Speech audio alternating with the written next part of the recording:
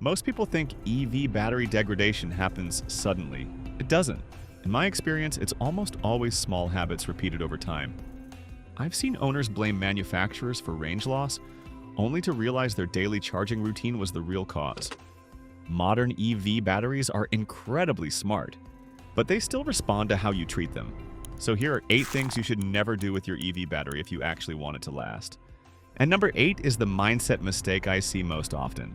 Let's start with the one almost everyone does at first.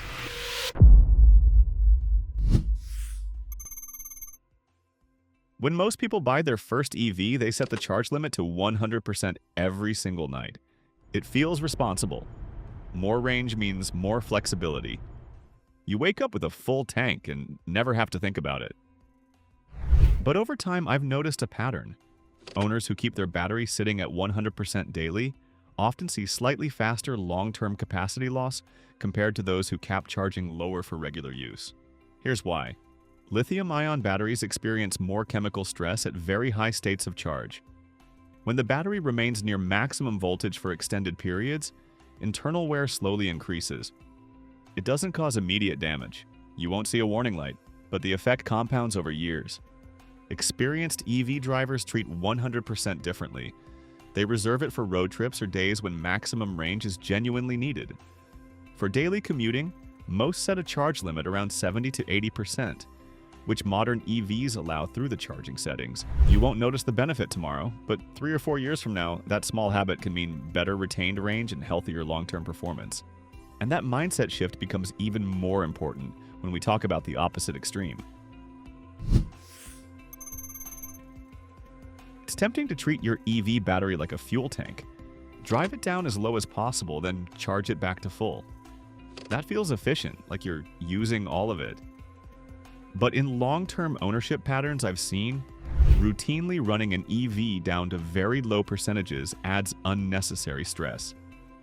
Even though manufacturers build in protective buffers below 0%, consistently dropping into the single digits increases strain on the cells. Lithium-ion batteries don't love extremes. Very low state of charge means lower cell voltage, and repeated deep discharges contribute to gradual wear over time. It won't destroy the battery overnight. Modern EVs are far more robust than people think, but repeated deep cycles accumulate. Experienced EV drivers rarely let the battery fall below about 10 to 15% unless it's unavoidable. They don't panic at 20%, but they also don't aim for 2% as a habit. The healthiest range for daily use tends to be the middle band. Think moderation, not maximum extraction. And once you understand that both high and low extremes add stress, the next charging habit, the one that feels fast and efficient, starts to look a little different. Fast charging feels like a breakthrough. Pull in, plug in, and in 20 to 30 minutes, you've added serious range. On road trips, it's brilliant. I have used it plenty of times when time mattered. But I've also seen owners depend on DC fast charging almost exclusively, even when they had access to home charging. That's where habits start to matter. High-power DC charging pushes a large amount of energy into the battery in a short time. That creates more heat compared to slower level 2 AC charging. Modern EVs manage temperature carefully with cooling systems and battery management software, but physics still applies. More heat and higher charging currents mean more long-term stress. This doesn't mean fast charging is bad. It means it shouldn't be your default if you don't need it. The EV owners who consistently see the best battery health over years usually charge at home overnight at moderate speeds and reserve fast charging for travel, tight schedules, or true necessity. Occasional use is normal, routine dependence is different. And if this is helping you see your EV differently, take a second to subscribe. I don't just repeat specs or headlines. I break down how these systems actually behave over time. And the next few mistakes are the ones most owners never even think about. Imagine finishing a long drive and plugging your EV into 100% and then leaving it parked in direct summer sun for days. Nothing looks wrong. No warning lights, no alerts. But over time, that combination quietly accelerates battery aging. From what I've observed across different EV ownership patterns, heat is one of the biggest long-term stress factors for lithium-ion batteries. High temperature increases the rate of chemical reactions inside the cells. When that heat is combined with a very high state of charge, internal stress rises even further. Modern EVs have thermal management systems. They cool and regulate the pack intelligently. But those systems can't fully cancel out physics, especially if the vehicle is parked and unplugged in extreme conditions. Experienced EV drivers think ahead. If the car will sit in hot weather, they avoid leaving it at 100% unless absolutely necessary. They park in shade or garage when possible. And if they know the vehicle will remain unused for several days, they aim for a mid-range charge instead. It's not about fear, it's about understanding that temperature and charge level together matter. And that becomes even more interesting when winter arrives. Every winter, I hear the same concern from new EV owners. My range dropped. Is my battery degrading? In most cases, it isn't. Cold temperatures slow down the chemical reactions inside lithium-ion cells. When that happens, the battery temporarily delivers less usable energy. At the same time, your car uses extra power to heat the cabin and warm the battery pack itself. The result feels dramatic, sometimes 10 to 30% less range depending on conditions. But temporary range reduction is not the same as permanent capacity loss. I've seen the same vehicles regain their full expected range once temperatures rise again. The battery wasn't damaged, it was just operating in a less efficient environment. Experienced EV drivers prepare for winter differently. They precondition the car while it's still plugged in, warming the battery and cabin before driving. They understand that efficiency drops in the cold and plan charging stops accordingly instead of assuming something is wrong. Cold weather affects performance, not necessarily health. And once you understand that seasonal changes aren't permanent damage, the next long-term habit, how you store your EVE, becomes much more important. If you're leaving town for a couple of weeks, it feels logical to charge your EV to 100%, so it's ready when you return. Full battery, no worries. But long-term storage at very high state of charge is one of the quiet habits that accelerates aging. From what I've observed across different EV ownership cases, vehicles stored at maximum charge for extended periods tend to show slightly faster capacity decline over the years compared to those stored mid-range.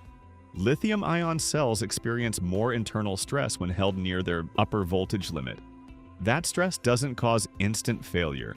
It compounds slowly, especially if combined with warm temperatures. Experienced EV drivers handle storage differently. If the vehicle will sit unused for more than a week or two, they aim for roughly 50 to 60% charge. That middle band reduces chemical strain while still leaving enough energy for normal operation when they return. Most EVs lose very little charge while parked thanks to built-in battery management systems. There's no need to top it off constantly. Moderation protects longevity.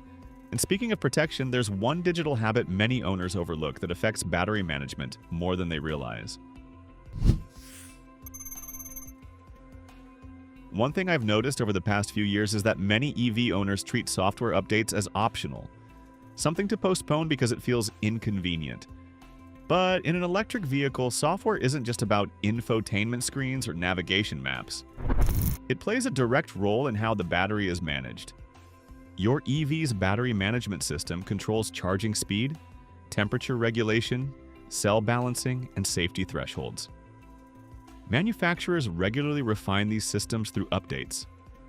Sometimes they adjust charging curves. Sometimes they improve thermal control logic. Sometimes they fix minor inefficiencies that affect long-term battery behavior. If those updates are ignored, you're essentially running older battery management logic while the manufacturer has already improved it. From what I've observed, the most informed EV owners treat updates the way traditional drivers treat oil changes. They schedule them. They allow them to install fully. They understand that longevity isn't only about hardware, it's about smarter management over time. Updates don't magically increase capacity, but they can optimize how the battery charges and regulates itself. And once you understand that EV battery health is part chemistry and part software intelligence, the final mistake becomes clearer. It's not mechanical at all. This is the biggest mindset mistake I see with new EV owners. They treat the battery like a fuel tank, run it low, fill it to the top, repeat. That habit makes sense in a gasoline car. It doesn't translate perfectly to lithium-ion chemistry. Batteries prefer moderation. From long-term ownership patterns I've followed, EVs that spend most of their life cycling between moderate levels, not extreme highs and lows, tend to show more stable capacity over time. Repeatedly swinging from very low percentages to 100% creates more cumulative stress than smaller, shallow cycles. That doesn't mean you should avoid using the full battery when needed. Road trips, long drives, emergencies, that's what the range is for. The problem isn't occasional extremes, it's making extremes your routine. Experienced EV drivers live in the middle band for daily use. They might operate between roughly 20% and 80% most of the time. They use the full range when necessary, then return to balanced habits. It's not about obsessing over numbers, it's about consistency. And the EV batteries that last the longest usually belong to drivers who understand that longevity comes from steady habits, not perfect ones. And finally, to understand everything we just talked about, it's really important to closely listen to what's coming. So now you know, EV batteries are built to last, often far longer than most people expect. But how long they stay healthy depends heavily on daily habits. Avoid keeping the battery at 100% unless you need it. Don't make running it down to near empty a routine. Use DC fast charging when it makes sense, not as your default. Be mindful of heat, especially when the battery is fully charged. Understand that winter range loss is usually temporary. Store the vehicle around mid-charge if it will sit for weeks. Keep software updated, and most importantly, stop thinking of it like a gas tank. Longevity isn't about perfection, it's about consistency. If this helped you understand your EV better, subscribe for more real-world ownership advice.